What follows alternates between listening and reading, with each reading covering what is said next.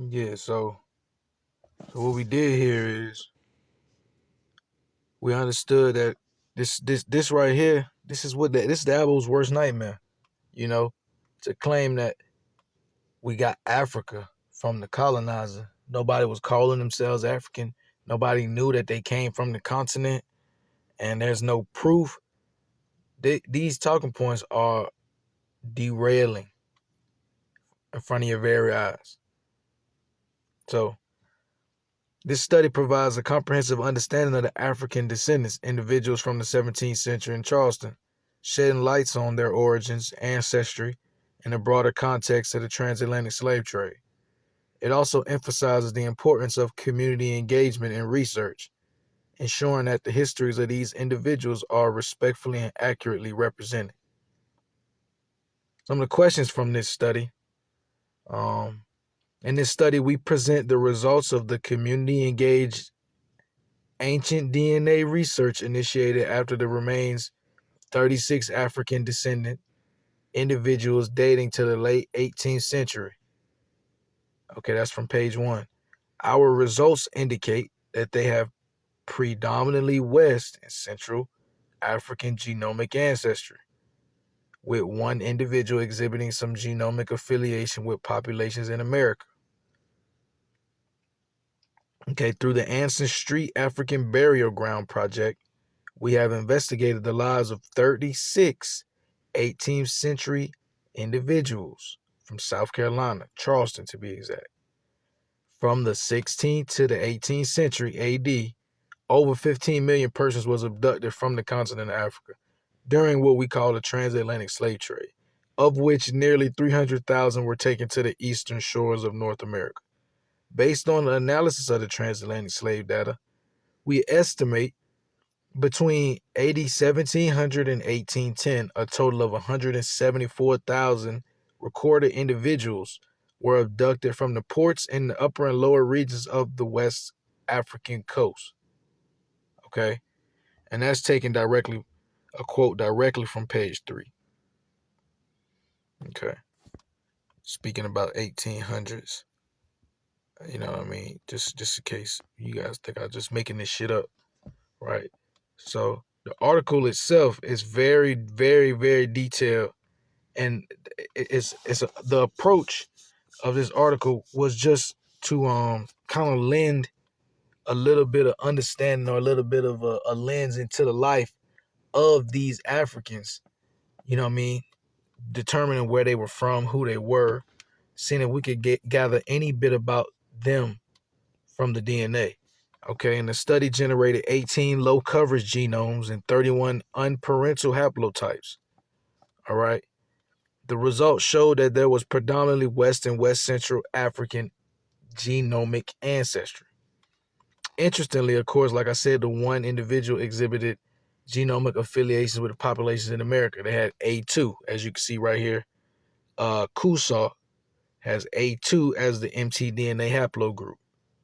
Okay, the research is significant as it investigates the lives of these 36 18th century individuals. Okay, the study reveals a diversity of ancestral connections across Western Africa, including one individual with genomic affiliation with the Fulani. This research is the largest number of ancient genomes from African descended persons in North America, enhancing our understanding of African diversity and history in colonial America, y'all. So it's very important to understand this is not just some bullshit I'm pulling up to you, okay? This is very important. This is a very important study. From the 16th to the 1800s, like I said, over 300,000 Africans were imported to the eastern North Shore. Most of these individuals were purchased by European slave traders along the coast of West Central Africa. You know what I mean? And the rest were purchased in the Caribbean. So the article provides a detailed analysis of the transatlantic slave database from 17 to the 1810s, and that's where I'm giving the estimate 174,793 recorded individuals were abducted during that time period. The origins of these individuals changed over time. before the 1750s, most individuals brought into Charleston originated from West Central Africa. It's important. So about like 40% pre-1750 come from like the Angola region, like West Central Africa. After that, after 1750, there's a shift, and there began to be an acquiring of individuals from the upper West Coast. So that's where you get that mix. That's why we are West and West Central. You understand? So, and that could be shown as well in the genetics of the people. Like I said, these people are from 1760s to the 1790s, and a lot of these people are first generation. They are coming right off the boat from Africa. Based off of the enamel on the teeth, we can see that. Okay. The community has several questions about these ancestors, such as documentation, interment methods, presence of women and children, recent transportation, and their relation to each other. They were particularly interested in understanding the ancestral origins. The study reported data for 18 genomes and 31 unparental haplotypes. That means they had 18 autosomals, 31 haplos, okay?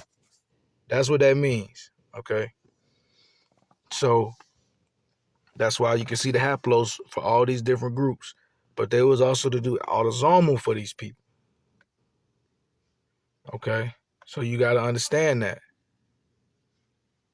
So I'm going to drop this for you in the description.